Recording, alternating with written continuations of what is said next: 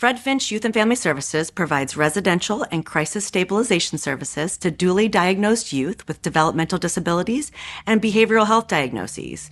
We also have community-based services, including wraparound programs or assertive community treatment programs, and those are team-based mental health and case management programs for youth and sometimes young adults, which are often called transition age youth or TAY. And we also have other therapy and case management programs for foster youth. In addition, we have a transitional housing program for previous foster youth.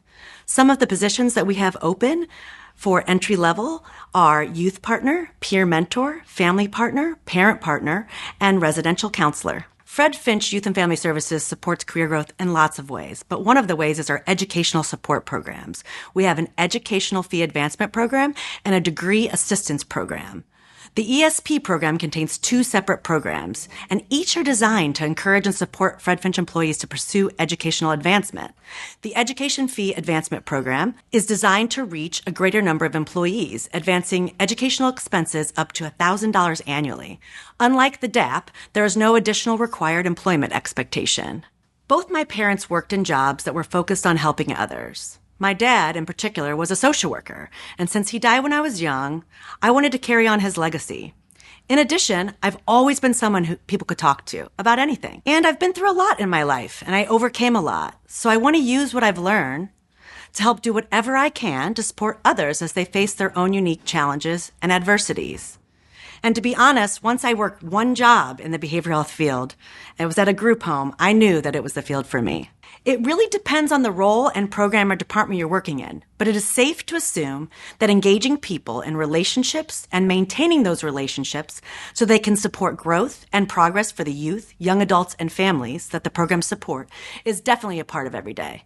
In residential or housing programs, you could be involved in all the daily activities of youth, like waking them up, helping them get ready, fed, and off to school.